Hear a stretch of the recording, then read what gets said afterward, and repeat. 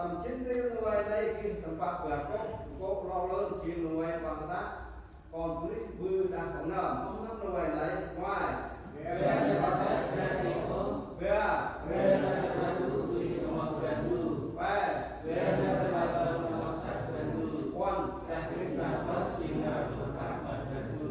cái công cuộc tàu bia chiếm nó quay đang bu đã còn quý bư đang còn quý mong năm nuôi lấy năm nhớ mà mình bước rau về lại thành phố bọc về lại thành phố ham về lại thành phố sinh về lại thành phố chích về lại thành phố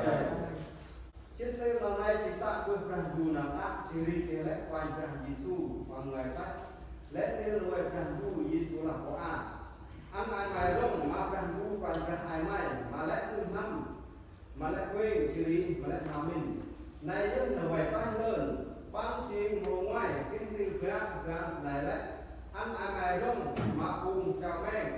tầm về mà ai mai làm đấy kéo lên rồi ăn gì cũng mà đấy cái người là cùng tăng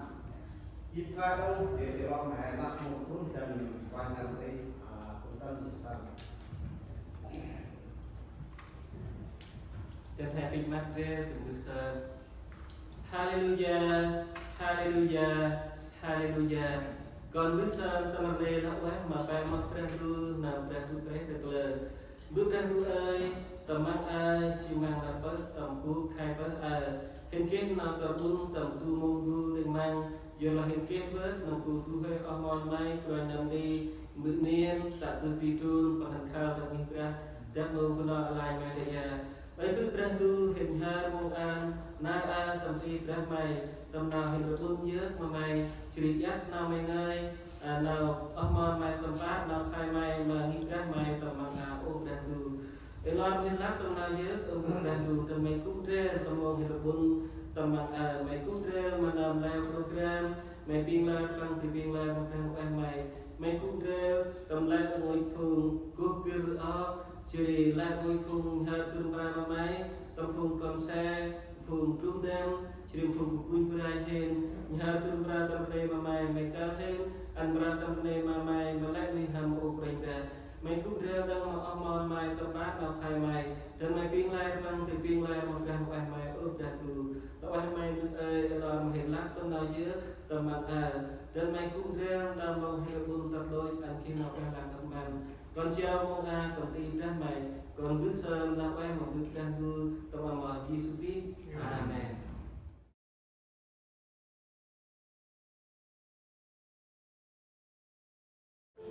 Bye.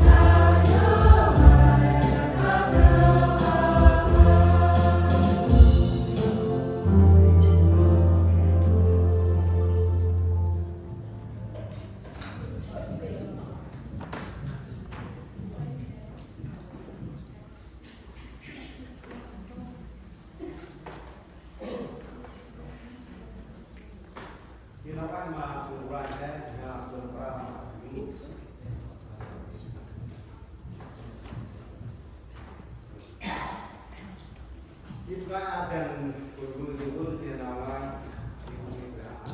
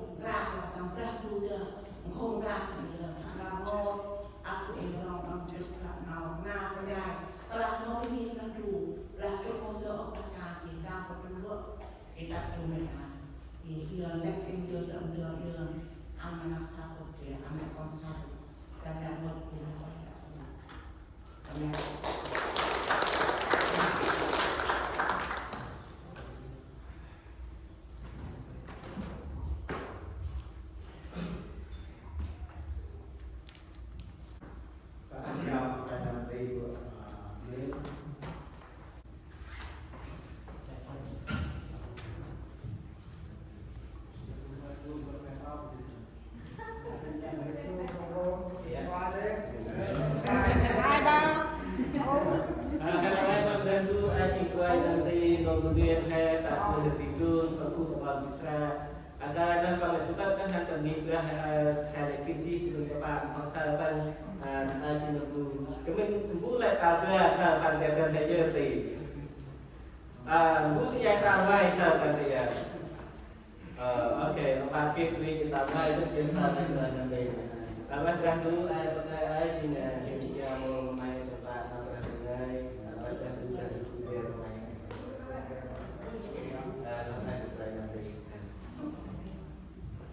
Jalan kerja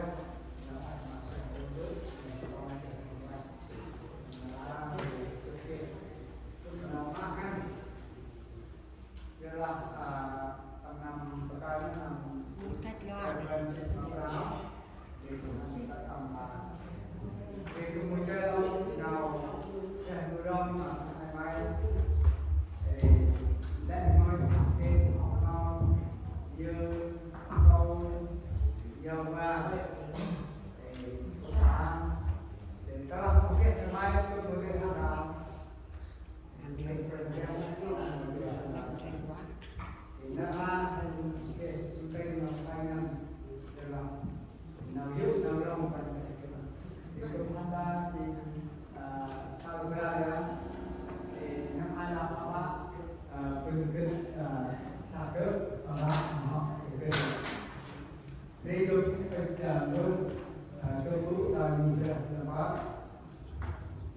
trình quan đây thì nó quên luôn kéo về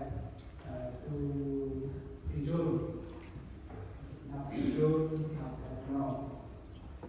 đây phần việc trong thì là cả cực nào làm cái phần việc thì một người không được thì những cái phần việc từng cái nó càng ôm hơn thì một người kiểu chơi là mai năm thì cái này phá năm chơi là chung ra thì nó là chung ra là đấu thì là làm cao sao mà chung ra là trong cao này thì tôi cảm thấy chung đó anh mặc cái tôi còn chỉ sự vui chơi đâu thì lên từ mai thì ta thì mình sách thì tôi là sách là tập đi thì cứ lo hoạt động còn về hạ băng hoàn bằng kề rong thì bằng cái vi hồng mình thì tu đầu nào trong này rất là bằng cái bây giờ nó chỉ còn đây than hoặc còn bằng gì nên chỉ có một cái ông là ngờ rằng là không được thì nó thì tụi nó còn ra còn đây còn thì tác nào còn nếu ai là nào còn chuyện là thì hay là quên bỏ thì nó còn phần cắt thì từng phải làm tay ghê thì làm nước làm câu thì cái mà hay cũng lên thì nó cũng thấy nào còn chuyện này cố gắng nào mình thấy nào làm nó cứ làm nào mình thấy nào để mất có hài hòa cả cân bây giờ là cân đã hen đấy hen tạm bùn mì bùn đam các bạn trần tre các bạn trần cà phê các bạn trần tiêu đi nào trên là này vẫn được kề ăn này hay là ngoài hay kề mà kề được không các hai ta cho các tầm tùy mấy đấy hai can trong công ty là hai can trong cái ấy rồi tao ăn hai kề cái mới được vậy là đây cái ta thì kề làm sao mà làm học này con ai đi trước nghe chị nào cũng rong nào cái hệ cho anh friend được còn là mai được cho bạn mà nào kể mới là ta làm bên tam cú mới là bên chân công ty mới là bên chân mà ăn thêm mà mà là cái là xa cái khi tầm nào là siêu là phần trăm từng cái nó phải nên chỉ có phải làm ăn mà cần đủ làm ăn mà cần ra để hai sẽ tập trong tâm để nào vô một bài trong tâm để nó ăn phần trên về mới từ người làm ai hết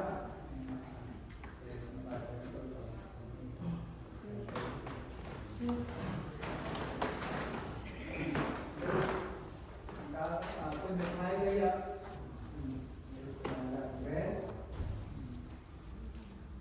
mai cờ hai Nam mô A Di Đà Phật. Chỉ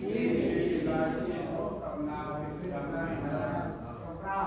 món ăn hai người tư là cái thọ mà ăn chỉ ăn lẽ lên trong hai là tập quyền kết là hô một bài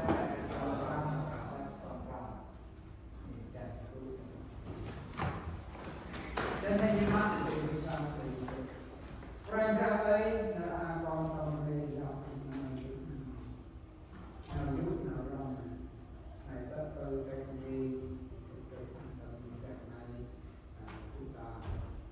bina mengkaitkan orang dari nampakkan này các tôi tên gì chúng ta này rất là quan trọng là ở này cùng nghe cái là các thông quan là gần tôn gia tìm nhau trong người nào chia sẻ cái là mai ông gần trong cái mình thơ lẽ nào hay nào kia nào giờ nào rất hay thì mắc quên cùng bao còn hay cứ không đầu nói thì các người nào giúp nào lòng nào mày cũng chơi ông bằng nào cũng ghê và nào cũng hề chỉ nó mong ai đâu tăng cũng coi nào play thì em tầm thao nuôi thì tăng nào này trên cái phát mai thì cũng trên thì một cái cha lấy mong ra từng bước thì lấy em còn phải biết thì đó là một cái để sai cần có thì kịp làm hay bên ngoài chúng ta phải làm nào cần để thứ ba là sai cần đối chiếu là này mà cứ không này lên cần thế nó mình không nó quên nó chắc chân đấy mà có phải bên trên cao học gần gần cái gì gần gần cái gì đó mong nào hay đâu mong nào hay đâu hay cà phê hay rơi vào đây mà băng đó cà phê mang ôi ủa là hai không hai tôi phân phê phân kia nào chỉ đang thằng nào mẫu mong nào chỉ đang phân giang cái cả là phân giang tôi không tôi làm phân phê cái này kia nào chỉ đang à phân phê tôi cũng khác đấy trao lại chắc chân từng nuôi năm từng chương tây từng rất là tâm tắt vào lại mà phải cắt lên đi mà làm nhà mà chẳng đi cũng mà mình chỉ làm đấy là hai cũng nó na cả mà hay là hai lúc hay thôi hay tay rồi không còn nào không quan trọng lắm đi chừng nào nơi quan trọng lắm ăn mày đó mà quan trọng là để quên để thực hiện để nó là ăn em mà quan trọng là cái này cái gì thì con mà cho phải let say nào ra anh mai được một tí là nào từng nơi ăn nào phải từng nơi ăn trong nơi mà còn cái nào phải ăn cơm cũng gì đó hay say tâm tròn trào là mắc nào tan hay bự thì các cái con mà băng chỉ đi bằng đeo đặt tròn nên ăn quen sẽ bằng đeo tròn thành ngoài đó là một cái quen biết cấp một tiền rất là đau áo cấp một cái chắc thương tiền là quan quen biết thì chịu khao chai nát mai vô chừng làm bạn này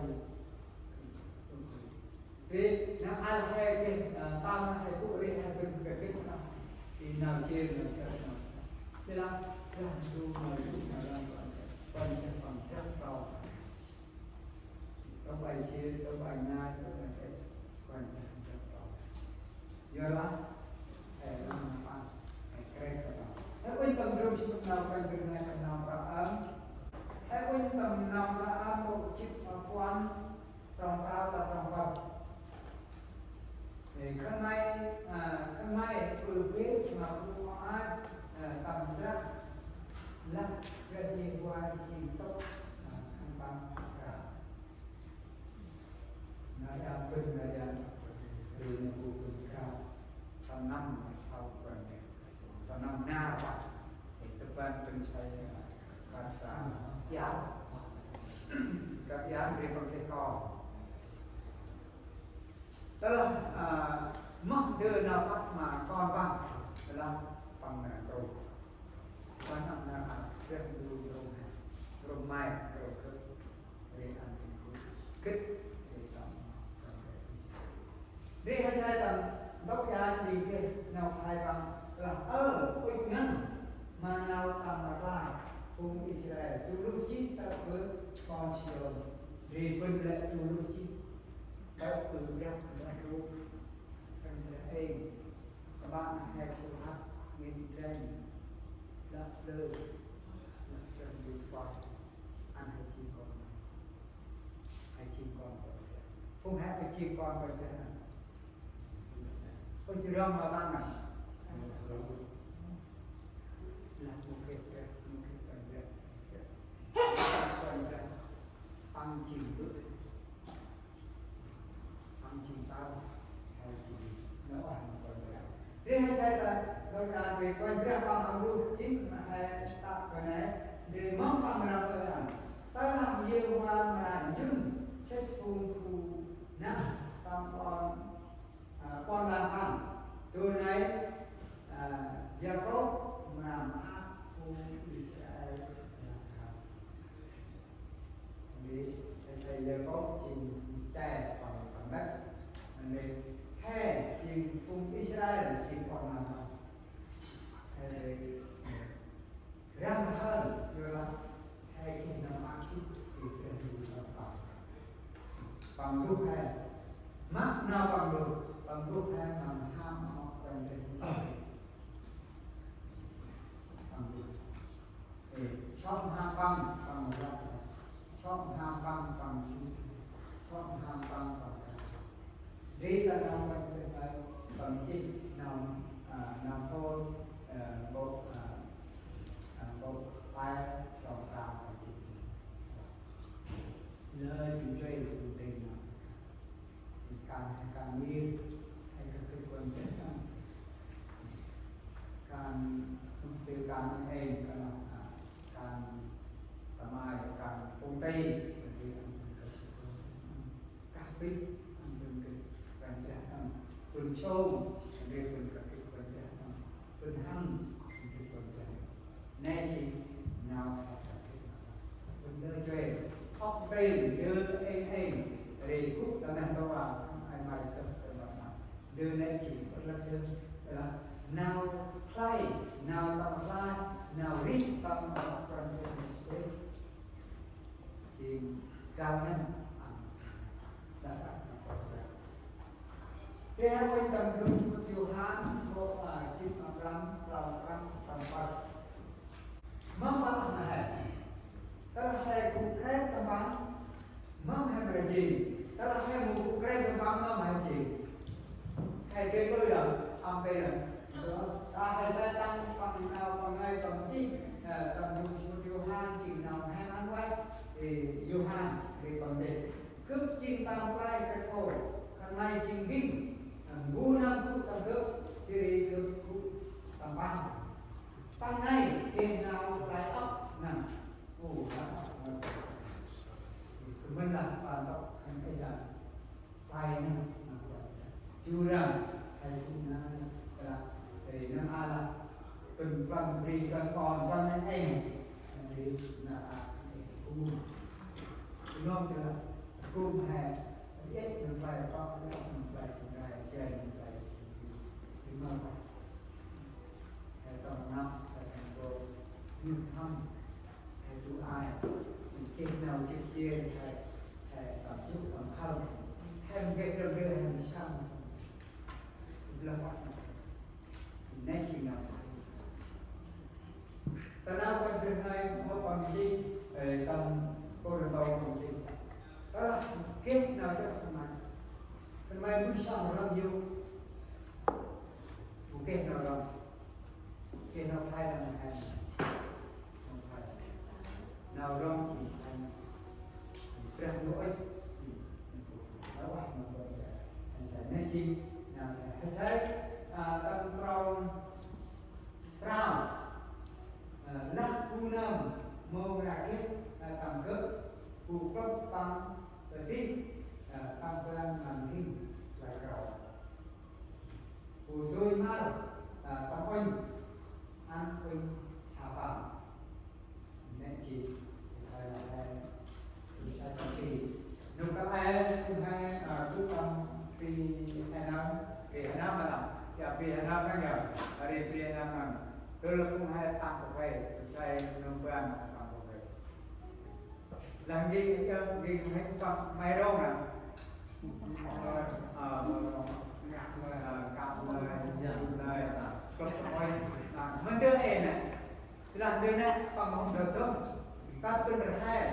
để bên kia xưa để bên tôi để bên sau một cái áo sao phải hai bên kia là bên mình đưa bên sau sau đó tầm 3 năm trong tuần nào nam nào xin bên chắc mà còn kia con kia bằng yêu còn tay bằng mắt hay chú rằng hay là ngày sắc chân chỉ từ đẹp quên chết mà còn cái là sắc chân mà gây còn nên chi nào hay là bay nào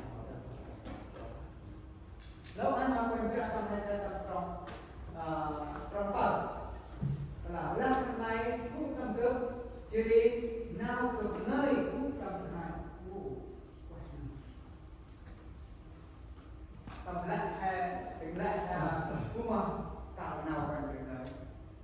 cứ yêu vượt người cũng cạo rồi vượt lại cũng mà cạo nào còn được người ta chắc chắn này yang tích là tích ngàn pram rút chút nào còn được người kia làm là vào rồi cũng mà kẹt cũng mà mù kẹt này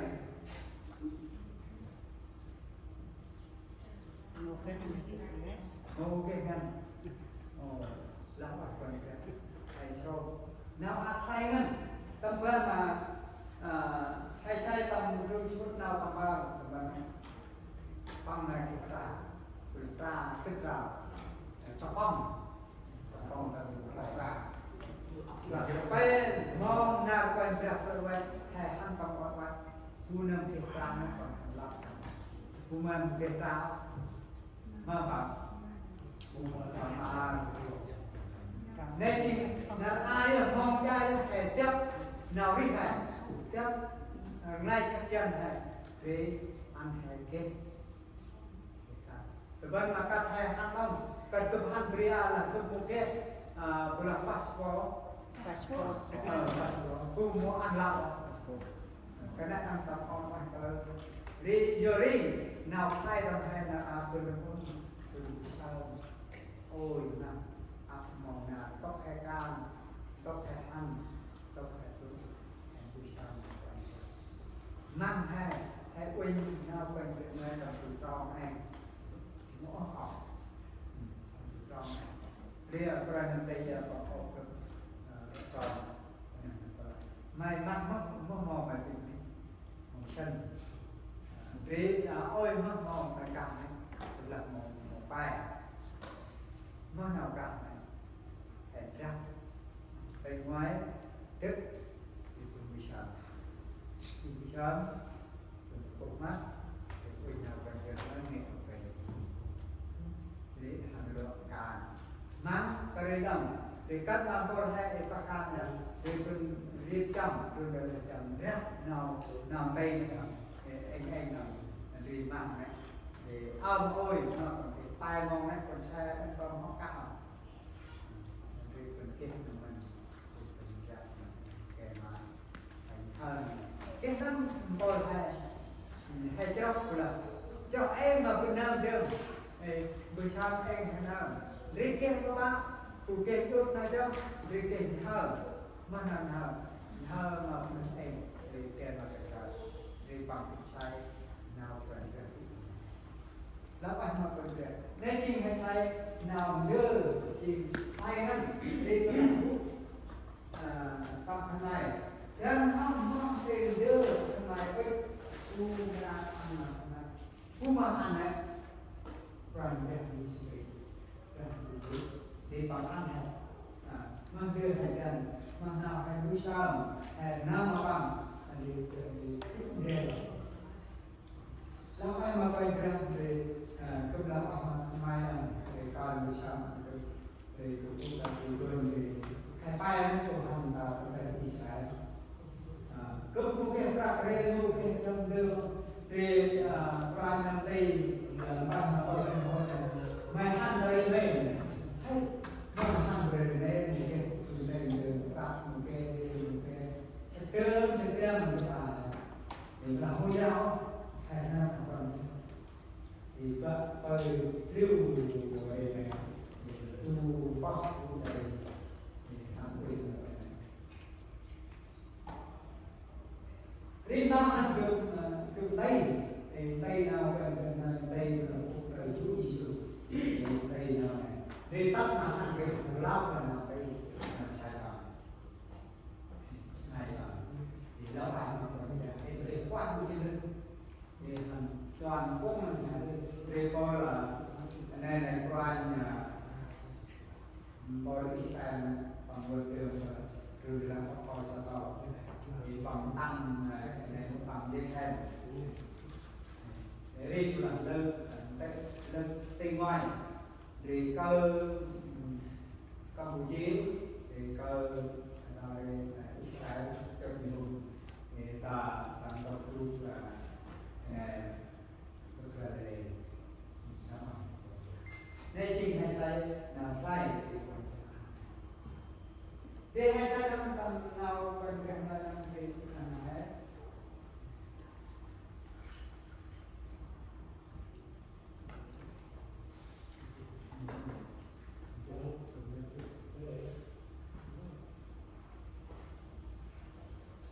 để hay sai tầm nào cần cần lời để bằng phích mà hè bằng rong hè thì hay sai tầm dùng một điều han của chim mà răng rong chim quan chim răng là rong chim quan là khăn mai chắc nào về được khăn mai chim tận được đây học đâu thì các học phần sẽ còn ăn nào về chết tầm chết này là về cái họ có bằng cái tầm ra có hai tầm plan có này cái này cái đợt mất rồi ăn ai mai để rong nó tầm plan ai mai nên chỉ cũng lại thì sang đồ ăn quan trọng nên chỉ cũng phải na áp năm hay là hem kết nên buồn nào rong bắt ăn mà hem mà bằng cái ốc lên con lên quy lên hay mới làm hay cũng là thì tâm hay là ô bồi mỹ bằng cái cho cái phần mô cái điều gì ăn thế tôi không ốc lên hay chỉ đây thì mà ha có ho của nhau hay mỹ là run dân làm hay của mình chắc là còn cái bình thường hơn nhiều nó có ai có thể đi sâu bằng trên cả coi là Simon Petro bằng trên cả giờ là để bằng chạy về quãng đường là mình được cái update cái đen cái tôi cái ca và chỉ của con và năm hai trăm là quan trọng rồi hai mô cái thông tin là mai ra hết phải đọc được bây giờ là tăng chỉ con còn được tại giờ là bằng rút bằng họ cái chai nào này để còn chén được là hè chén được là những ấy trong này còn buổi các bạn này khi nó làm như thế nào phải trong này còn chỉ là cướp mô cao cướp không qua thằng này chỉ họ lắc không hè yêu tắc là vậy đi quanh cho bằng một ôm qua hè chỉ mà đi mong bằng quả chỉ quả con đặt vâng hay là ta hormone lúc cái nào còn tây còn mất cái nào đâu tây đi hai chị con vậy na cùng đất cùng hai chị con thì con cần nhớ là ai mà giặt nào cần chứ cần ý vì sao cái bình nào mình cần nơi thì cần mình để bao phần mình hay chỉ con cái này ôi chỉ năm đang chỉ con cần kìa ôi đầm mà ôi chỉ con cần ra mà quạt năng về hai chỉ con na hai chỉ con vậy hãy quan tâm đến chúng ta không có chiếc mà rau còn hai chiếc bay bên ngoài ý bằng gì đó là phân ăn cùng ngày từ lúc chi vì ở vùng rồi mang cực mà ra tới chơi tận vào tận đâu ra gia trình cũng ở hòn lại bằng ốc bên bên xuống mất cực tươi tận vào cái bên là cướp rau thì cái con là còn là mất cái tiền vậy là bằng chi bằng ớt rai về su ipo sila lăng mà bằng chỉ con quay về su là trong món mà về su mai chỉ nghịch này nên là một vài từng chất mà mình về su lại cô vẫn lại con vẫn lại coi vẫn lại là vẫn lại riêng con nhận được chỉ con riêng á tiếng hai cái đồng hai đường nào lại sẽ là lo lên cũng mà để mong lo lên cũng mà trong mà còn ra lo lại lo hai lo cơm đặt lại riêng lẽ thứ hai là riêng tầm rác tầm phơi tầm tây tầm riêng để ăn kích nào còn chạy ngay thì nào phai vào còn chạy hay thế tầm nào tầm vào mong chào quen những con nào tăng đâu còn có tầm bầu này tăng đâu còn thôi tầm rừng con nào tầm vào có ai trong cái chuyện cái thú rừng thì bầu chỉ có ta là cũng hay tăng từ cái chỉ tăng bầu cướp là lắm tăng nghi tăng công trang về mà bằng chỉ tăng về mà lẽ hay là ngon này cái này cái rau cái này rồi ăn còn làm cũng là như nào coi là bây giờ cũng trong trạm riêng hay là rau nghĩa tắc hello quan trọng hay cấp cân là quan trọng giá gì nào sai mong ra quan trọng cái này quay tăng là quan trọng của cô ôi mong mong nào học nào tăng lắm tăng tập của cô cũng một cô hay tăng lên bạc tăng là quan trọng và quan trọng tây còn tây nào quan trọng nên quan trọng mula hay quên nào quan trọng này quan trọng này còn có anh học này đây anh hay cái lời là anh đã bắt mặt rồi hay thay là nào cho nên cái câu thì cô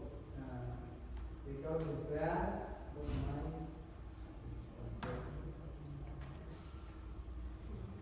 cô đi ơi anh này anh kích lên đấy nào qua là chi khách chi anh hay kích lên đấy mình đưa nào hay kích lên đấy rất đồ chỉ rất năng thì tăng từ sao vậy cú tăng là nặng xa bằng hay là cú tăng ra xa chi cú tăng phun cho ai hay ngay là phun cho một cái tu bao rồi làm gọi việc tu sao quen việc chơi thì chắc chắn là cái các bác quen là mắc phải bác mua chay cả cướp tiền chết mà quen việc cướp tiền chứ là quen việc cướp tiền ta anh em bu bao người chơi là một cái nào quen việc chơi này anh hay leo không tập quen mà tôi thấy chẳng mà tập quen mà tôi thấy bằng hay là group đi ngon là group đi ngon là một cái mình phải hay là ăn à thì tôi phải cái tôi thấy mình kể còn tôi phải để làm nó năng thầy sinh là còn là phải cho ok cái quan năm đây cái cuối cái ấu nó là thì còn làm cung hè cắt hè rồi hè cái nào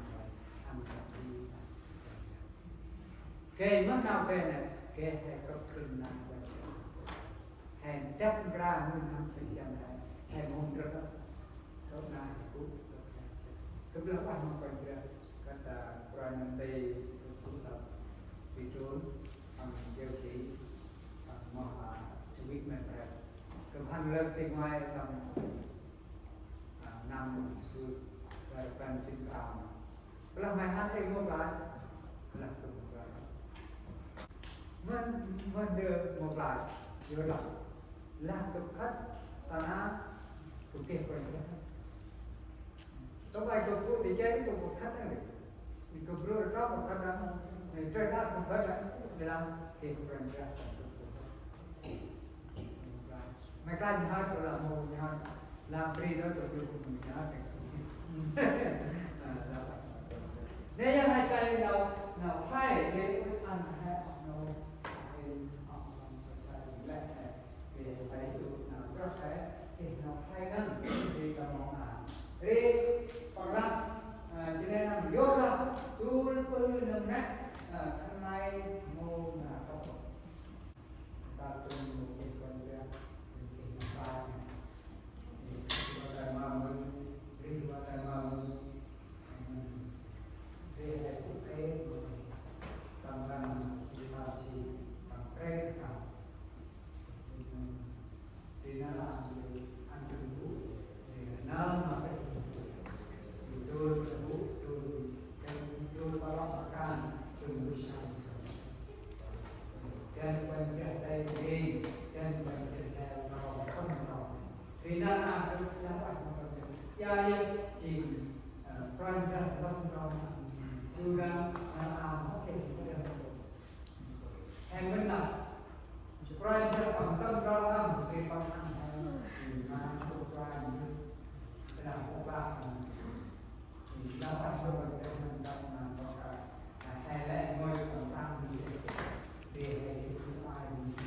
ในความจริงที่เราทำเป็นที่การบันทึกสิ่งของการ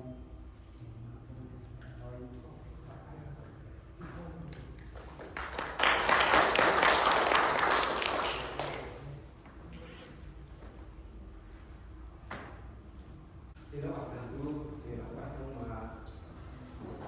còn đây lên thì tu này sao mình làm ở đây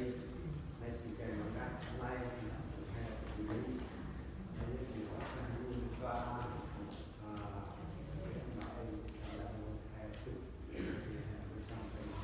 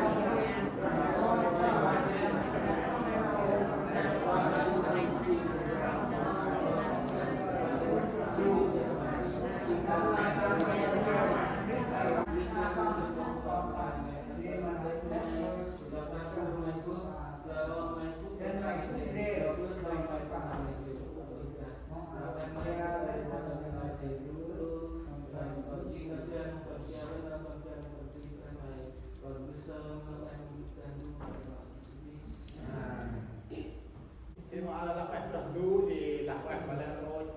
cho hay tại vì cần cho nó hay hay kia cũng về thì qua trong đây hay tăng ra luôn cái thì hắn là lộ con chào mọi người đây để bạn rồi hay để mà chúc nó nào can berapa irmah ya air kekuat nào còn đen là thi là từ năm của mình to có ra hoạt động cái phòng đâu nhặt của một cái ngành cướp giật là tập mà về cái bên của coi là một cái tay nhưng mà cướp giật to có bằng làm chỉ là bạn trong du là bạn là ngôi thì hai một cái đưa rất là bạn đó nhưng mà bằng hành ta thì tàu ngoài nó còn hành là nằm gần gần trào nằm gần gần bè kia là bao nằm đúng không bao nằm thì bằng được con tay ai là ba năm là kalau hadap của mình này coi Ibrah như là một đồng jadi kan con ai trong Ibrah là mungkin ông đưa làm sẽ làm vậy thì dan là quan năm đây thì hành kenapa jadi dia đưa Ibrah ăn đấy beda jadi ta kalau muốn cho hay là muốn ông kia nào rồi đấy jadi hành một lần chấp ôi đang năm bây kia ăn đấy để trong ru bà trường party bằng private định ngay đó không đâu hay làประมาณcái số của nhà ở Việt Nam đầu tiên thì là bây giờ đây là phải cần đưa cho anh đưa bài mình ra để ăn mai coi làm về tận tận đủ cụ thể đi akhir kalau bersamaan mengibrahdu dan nong thì anh yang telah phát triển độ hao chiên play năm buổi nào anh đi năm buổi tầm Johan của chị Pram tức là kinh này một cái có đặt tao bằng một play là một play đó mình kinh này pro và top tầm rồi nó đã đến mức độ khi mà play akhir kalau bersamaan tao bằng kinhการcủa saya bukan bukan dia tak pernah berkuat dan play ialah itu tentu jadi jadi ada thì làm thành ra cái làm cái ra thì cái vui chơi đó thì nằm phần chip sao nó thì và quên rượu cái bukan gua nhưng bằng tay để tập về trốn thì lúc nãy ta mà bằng cái quan đó và thì ta đã cái bằng cái chết chết ở thì như là quan đó đấy nhưng là quan mẹ đi đây nhưng là phải tên con mà còn ta đã cái đấy thì bằng cái ăn ta rồi còn nhạc này thì bằng mắt với bằng mô hắn quên ta là cái bài này đây này có chắc nó không nào cái học lúc là luôn rồi này thì bằng một cái gì thì mà rồi phụ huynh bảo chích ơi rồi phụ huynh chích ơi rồi phụ huynh đi vào đây bằng hôm mà cao ơi mà được thì nó bảo còn ra Dak lah kuweng Briana. chích Wow, kuweng chích. năm mà đây dari lawan kontra dari tempat penjaman pala yang kata dan di belah tingkat mai up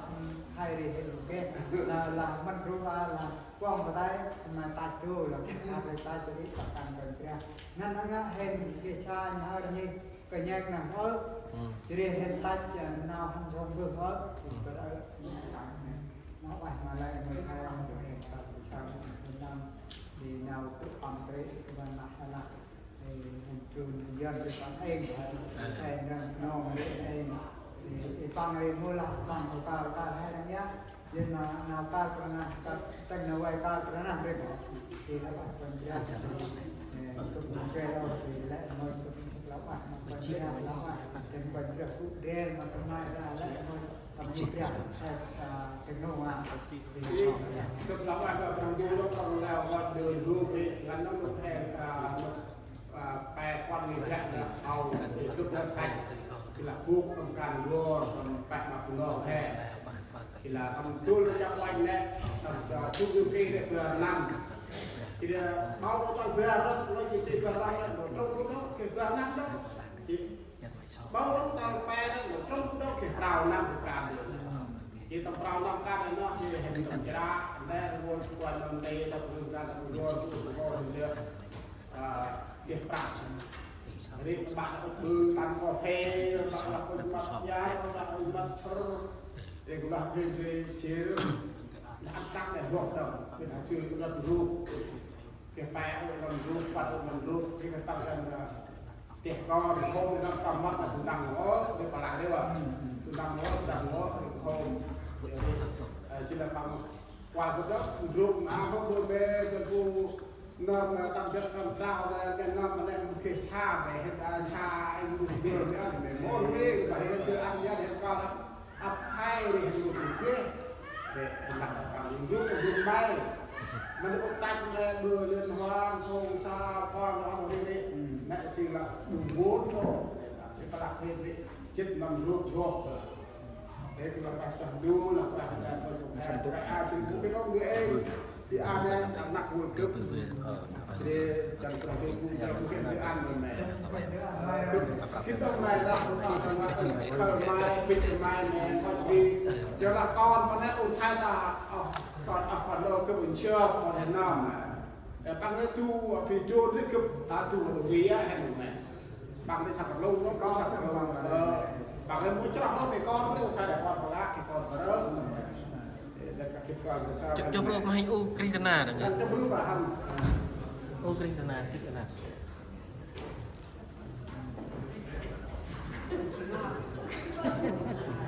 สิ่งออกเลยจะไม่ได้ถ้าไม่เช่าเลยแหละ ถ้ามันเชื่อเช่าง่ายๆ โอเคจ้าเราพอลูกทำเจ้าอย่างเนี่ยทำสิ่งอะไรที่มาไปทำเจ้าอย่างทำเจ้า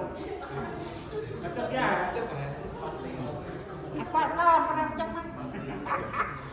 นะฮะให้พูดตามเกณฑ์เดิมบานเรามากรอนยังตีให้ตึกปนาไปเยอะมาดีแล้วไปโอเค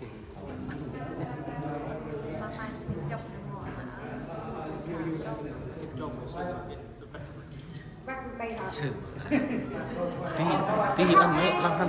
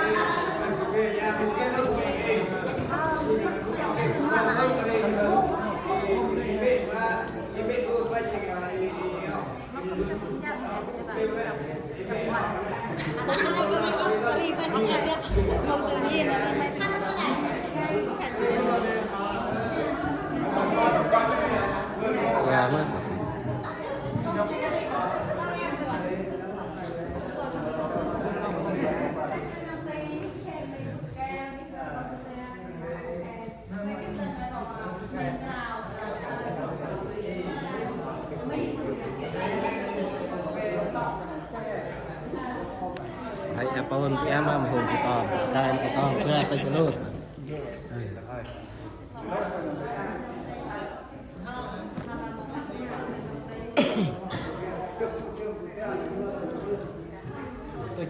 โอ้ sorry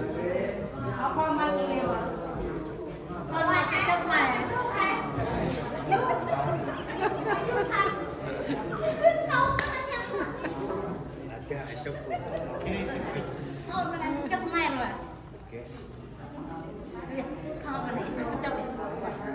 เฮ้ยกับจบฮะ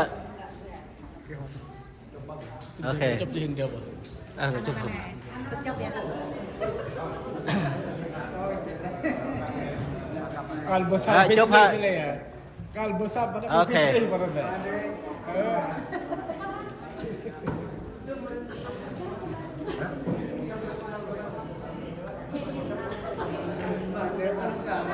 Hai nô tim, hey, hai phải đâu hai.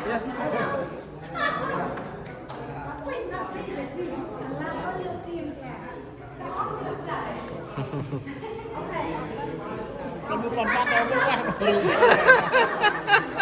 Tình cảm nó đẹp đấy mà. Tình cảm đào hoa nó đẹp đấy mà.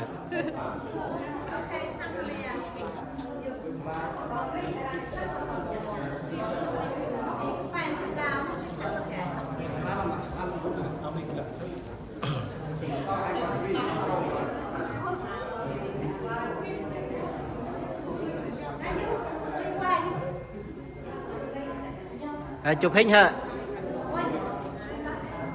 Ok.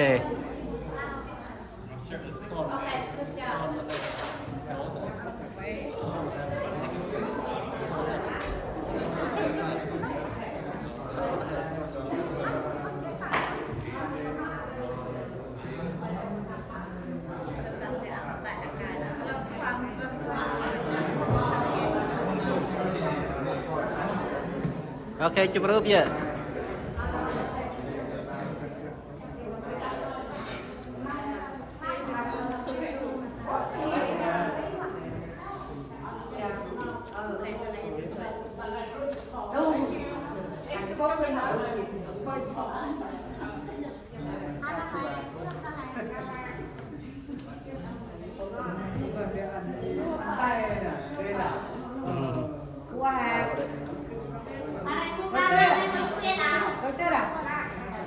Chụp rúp đầu tiên. Tay to mà này.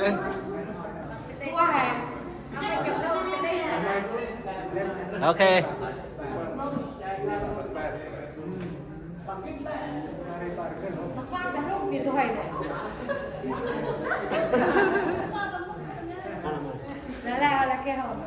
Cho mana itu nah. Mau maju ke foto.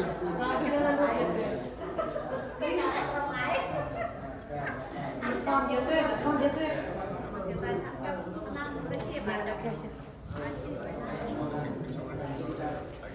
Nè mẹ vợ mà nam nè mẹ.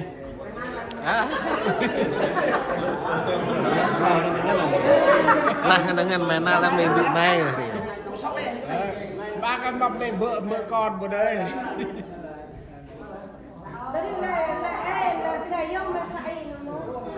Yo bu siap con rồi boleh.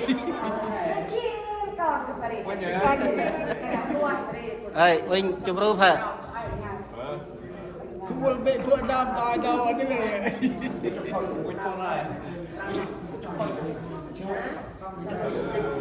You want to go with them?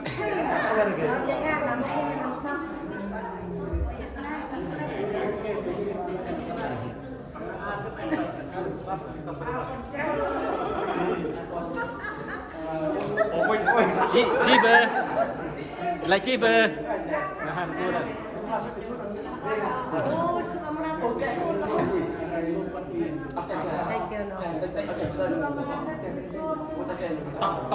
Tao thằng coi free mà. Tao thằng coi free.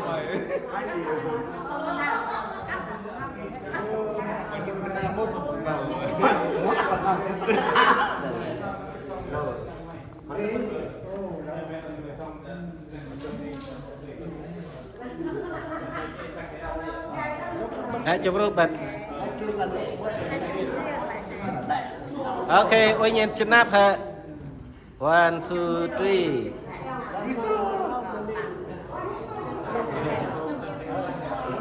Mau hapan en? Mau hapan yo en? Mau hapan? Cái bự mà nè. Cái thế. Nhìn. Ngacun Andre ya, malah harus belum ngacun.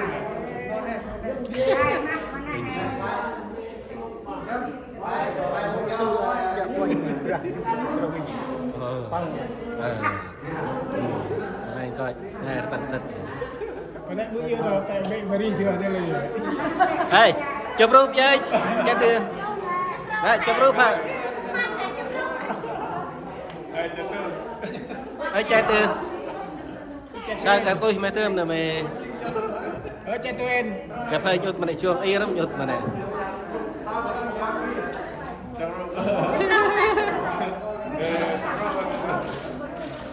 Đấy, chụp rúp hả?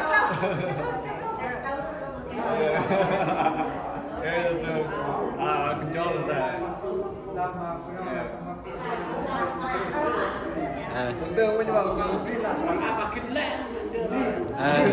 Cà phê chơi tiền, cà phê ủng. Tôi thường ngày tại cà phê. Chạy tôi en này. Tôi đi biết của đại như này. Bác con môn mẹ khai nhận được phắc lên cũng được. Hey, bác con môn mẹ khai nhận phắc là cũng đi đây môn à.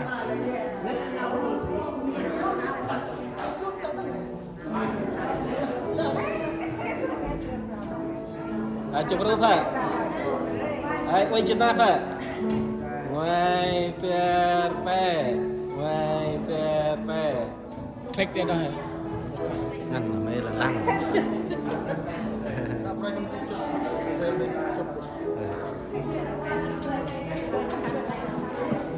Đó chụp em mà một shot rồi. kayak macam lagi berat yuk kem selwi. Bang kuat. Ada kerja. Coba ya. 1, 2, 3, 1, 2, 3, okay.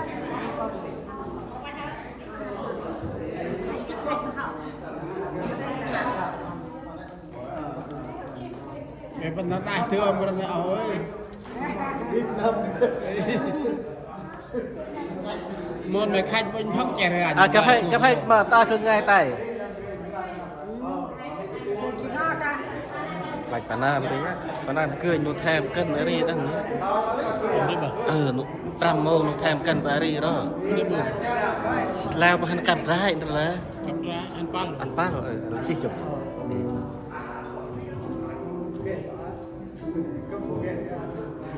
Chụp rúp hả?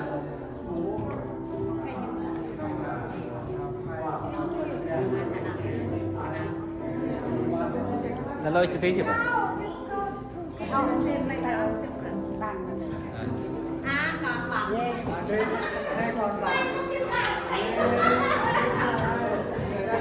Hả? Không ai tại như vậy hả? Như thế. Là chè cho bữa ăn đi. Là chè cho bữa ăn để âu được mới ăn.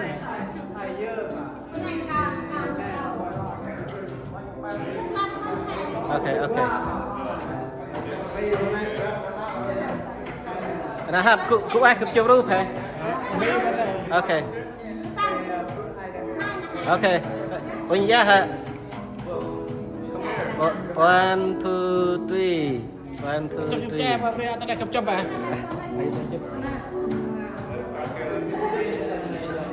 Là chia lớp bữa học là chụp à?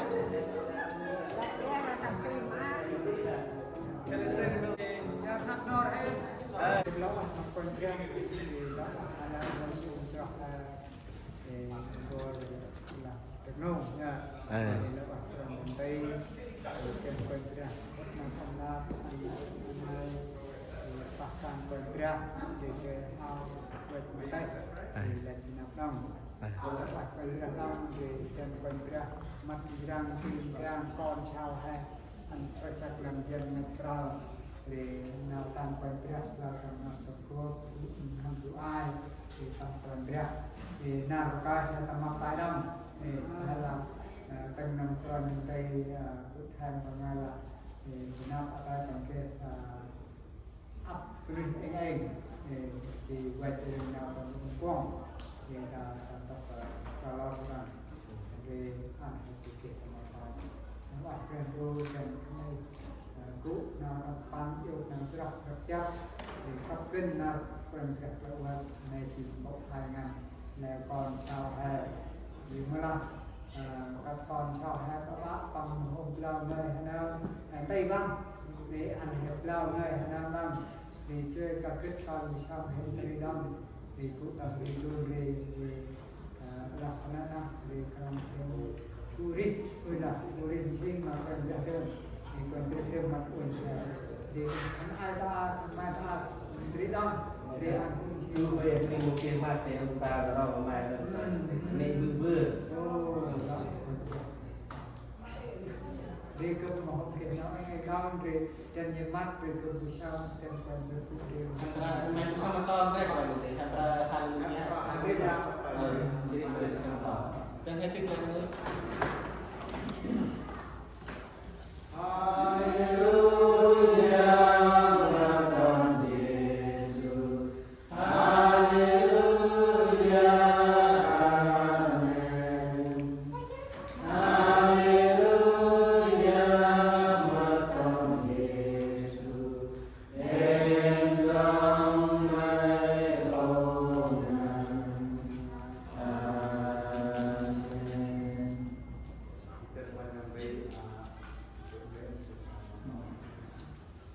Haleluya, kita mengenai rahmat Tuhan. Kami mau Yesus Kristus. Wah, baik rahmat Tuhan. Nah, al sen mai patung rahmat Tuhan. Khotna puna rian nang di rahmat al yuk yang di danong a Tuhan. Kalau Quran nanti kalau punjau kalau lermoi tentang dalam makan gua kehidupan doa dalam cinta nama tak nama kena tahu dah.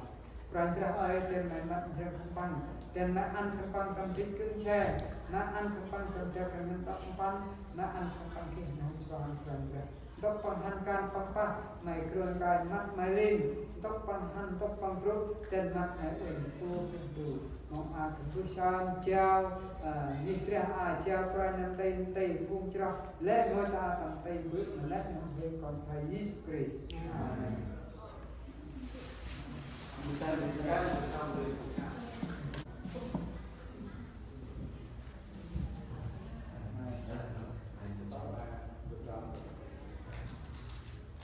kami juga dilakukan oleh tapi buat pada konsumsi lagi berlari pada tahun ini aku jadi tak perlu lagi selalu sebelumnya lot nak dua pada orang